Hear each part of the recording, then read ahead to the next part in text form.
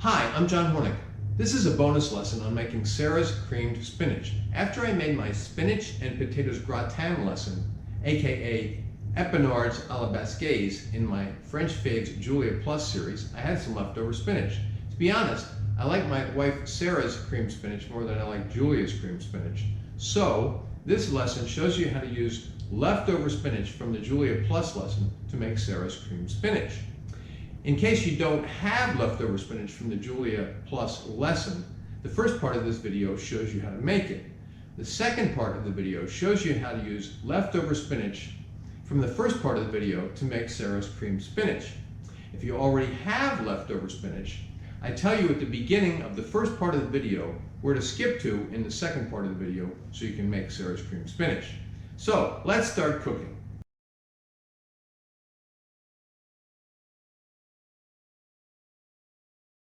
All right, first thing we're going to do is melt about 3 tablespoons of butter.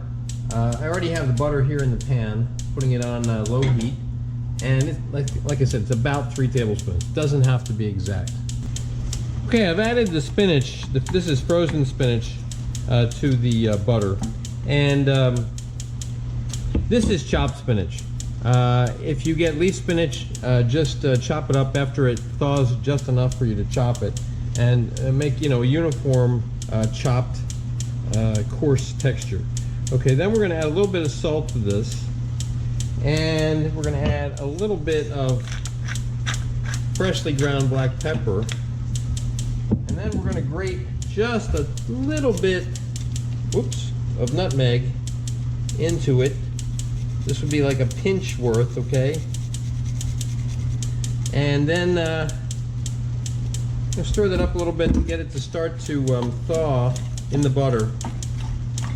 Okay, and then we're just going to stir this until it's all thawed out and mixed in with the butter.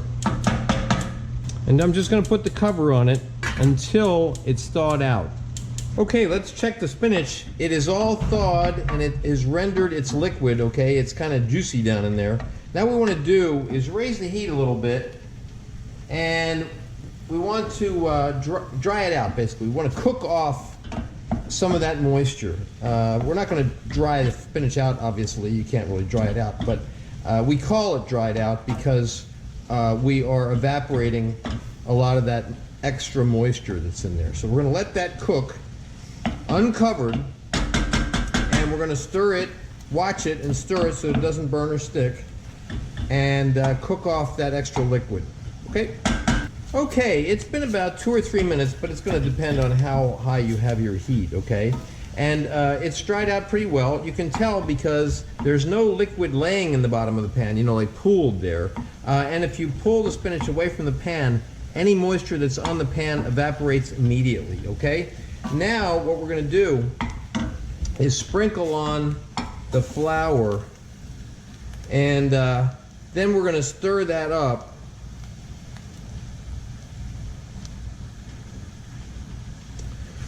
Mix it in, and we're going to stir to cook it for about 2 minutes.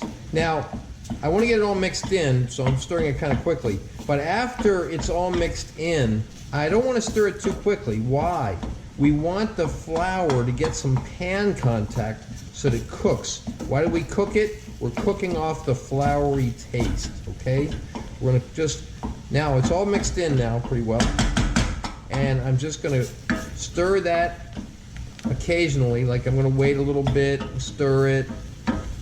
I don't want it to stick or burn, okay? We want to give that flour some pan contact. So we're going to do that for about 2 minutes. Okay, we've been stirring and cooking the spinach with the flour for about 2 minutes. Now we're going to add about half of our stock, okay? And stir it up.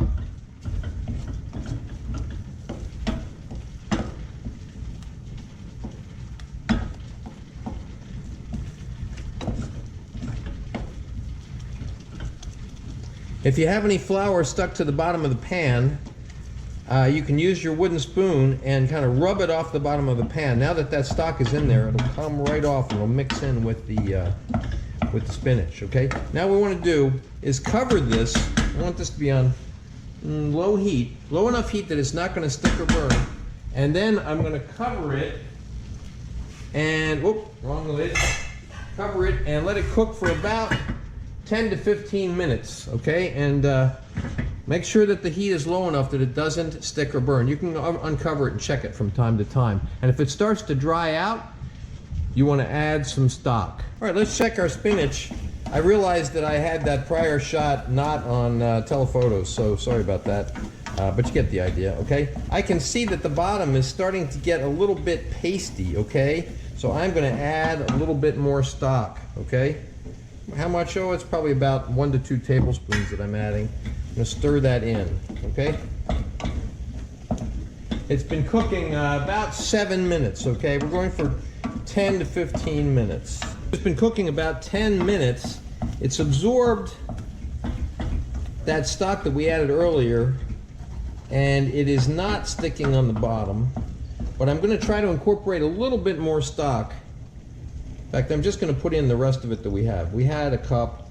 We're going to use the whole cup. We're going to incorporate that and let it cook another, a couple minutes till it's all nice and incorporated, okay?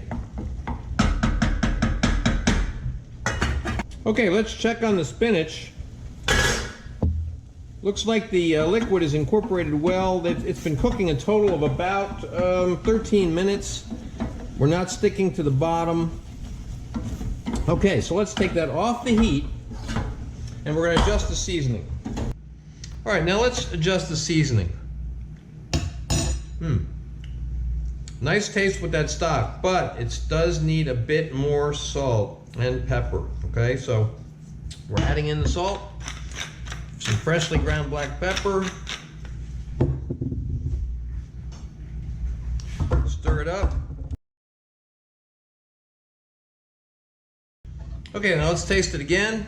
The salt taste should just be coming through. Okay, good. Now we're going to cream the spinach. We're using heavy cream, okay?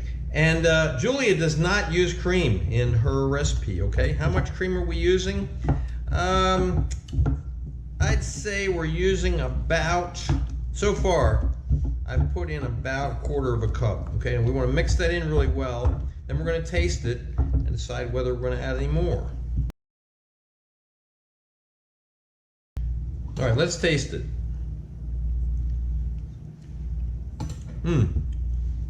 Good, but I'm going to add a little more cream, okay? So I've probably put in about 1/3 cup at this point. This is really kind of a matter of taste. If you like the taste of it, if you think it needs more cream, add some more cream, okay? And mix it in really well. Let's taste it again. Tastes good.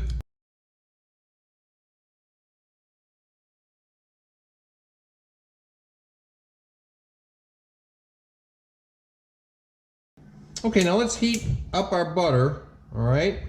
And this part of the video assumes that you already have the leftover spinach from my French Faves Julia Epinards a la Basquaise, excuse my French, lesson. The first part of this video shows you how to make that spinach if you haven't already made it as part of the other lesson. Okay, now the butter is melted. We're going to add the shallots and sweat the shallots. If you've taken my course, you know that sweating means to sweat out the liquid.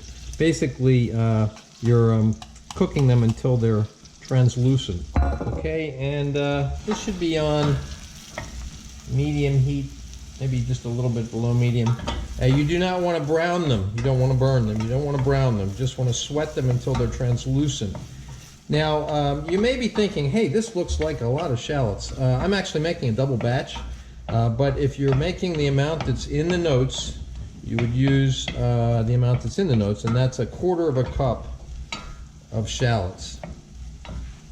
And we just want to let those cook until they are translucent and the basically the steam stops rising off the shallots.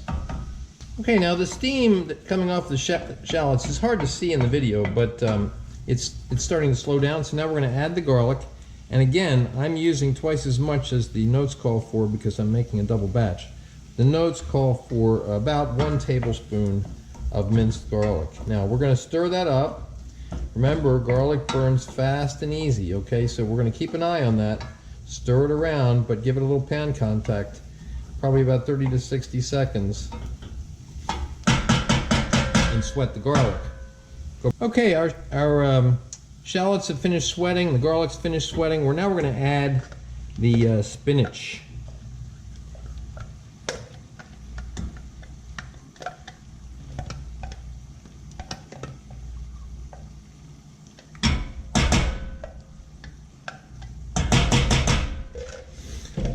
And we're going to stir that up to mix it and also to warm it. Your spinach should be room temperature, but we're going to be warming it in the pan here with that mixture of garlic, shallots, and butter.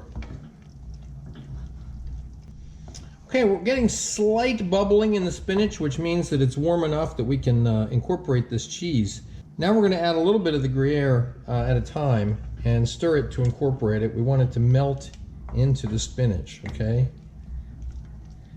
And the notes call for about 2.5 ounces of shredded Gruyère cheese. Again, I'm using twice that much because I'm doing a double batch.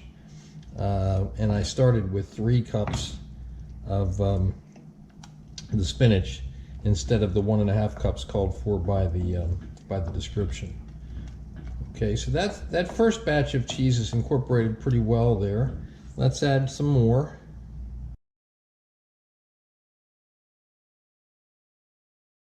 Okay, that second batch of cheese is incorporated pretty well, so now let's add the rest of it. So I added it in three batches.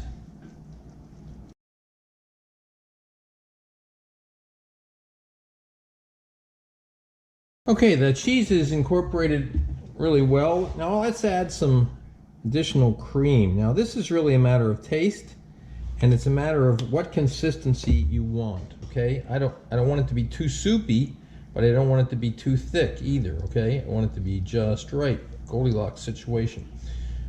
So let's stir in that cream. I added probably about 2 or 3 tablespoons worth. I'm going to add a little bit more. So altogether, I've probably added about 1/3 cup. And I'm making a double batch, remember, so you'd probably use about half of that. But if you like a lot of cream, if you want it to be really creamy, add as much cream as you want. Now let's turn down the heat. So now I want to taste it. I don't want it to burn. All right, now let's taste it.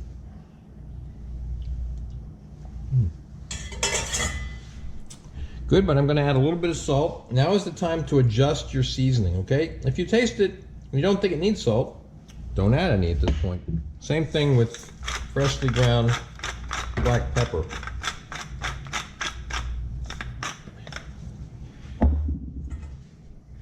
Stir that up.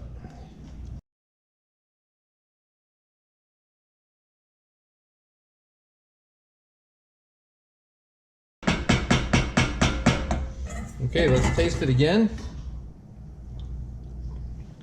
Good. The salt taste is just showing through. Now, we're going to have some of this for dinner tonight, but this cream spinach freezes really well, so the rest of it I'm going to put into smaller containers, put it in the freezer, taking the heat off now. We'll heat it up later for dinner. But if you're going to be serving, just keep it warm until you're ready to serve. So that is my bonus lesson, Sarah's cream spinach. You can see photos of the final dish at my Instagram, which is @Chef's Apprentice, Cook Like a Pro. Please remember to subscribe to my channel, and thanks for watching.